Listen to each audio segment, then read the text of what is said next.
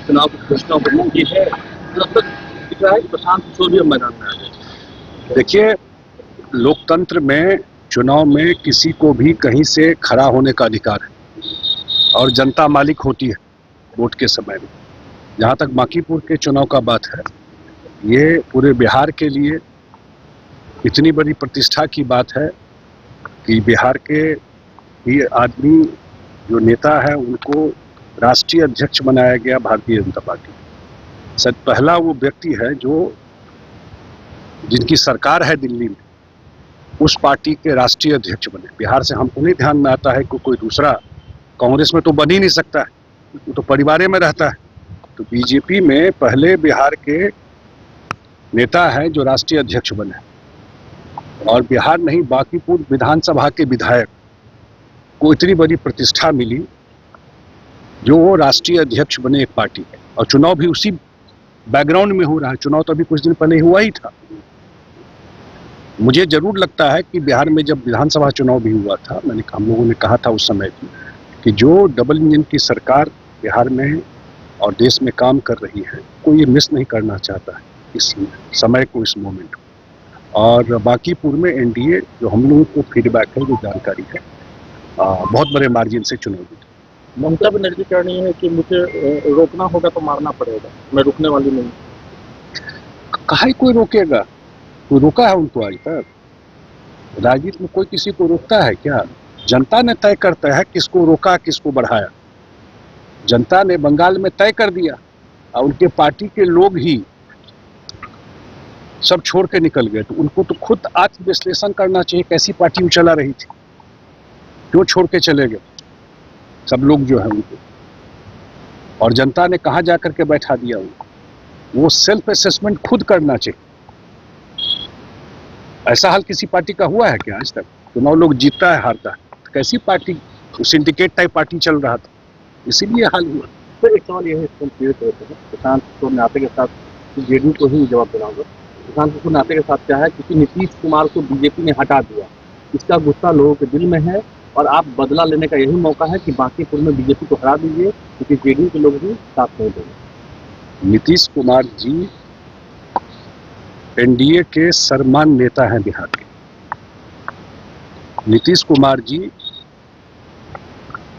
2025 में मुख्यमंत्री बने, पिछले 20 साल से बिहार के मुख्यमंत्री रहे, और ज्यादा समय हम लोगों ने एनडीए में ही मुख्यमंत्री हुए, कुछ ही समय के लिए विपक्ष के साथ हम लोग रहे। नीतीश कुमार जी को बिहार के जनता ने आशीर्वाद दिया, और ये सरकार भी उनके हम लोग बार बार कह रहे हैं, उनके आशीर्वाद से चल रही है। जहाँ तक उनकी बात है, वो राज्यसभा गया तो सेशन शुरू होगा, इस सेशन में भी रहेंगे राज्यसभा में, और कोई किसी नीतीश कुमार जी को कोई हटा देगा। लोग जो नीतीश कुमार जी को नहीं जानता है, रात को सब लोग जानता है, और कोई प्रेशर में ला देगा और वो हट जाएंगे। वो जो कुछ भी डिसीजन है वो उनका स्वयं का डिसीजन है, और आज भी जो पूरी सरकार चल रही है, वो पूरी सरकार में उनका सहभागिता भी है, उनका सुझाव और मार्गदर्शन भी सरकार नहीं। कोई क्या कंफ्यूजन है? जेडीयू बीजेपी मिला करके सरकार चल रही है ना। आज जेडीयू के भी 16 मंत्री है ना सरकार में, 15 हम लोगों ने बनाया, 16 हिस्सा हम लोग। जितना बीजेपी के मंत्री हैं उतने ही जेडीयू के मंत्री हैं बिहार में। 2 डिप्टी सीएम है बिहार में जेडीयू के।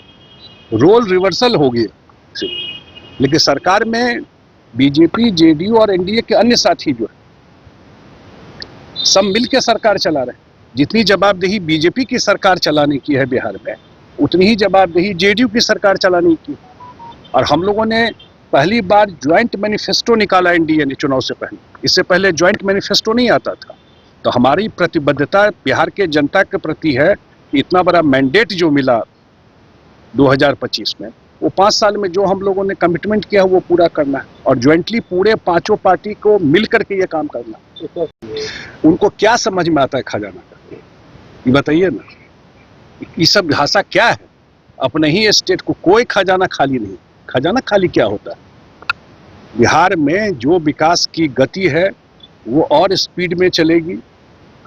जो मुख्यमंत्री जी हैं वो भी, सम्राट चौधरी जी, वो नए इनिशिएटिव ले रहे हैं, इन्वेस्टमेंट को लेकर के, उद्योग को लेकर के।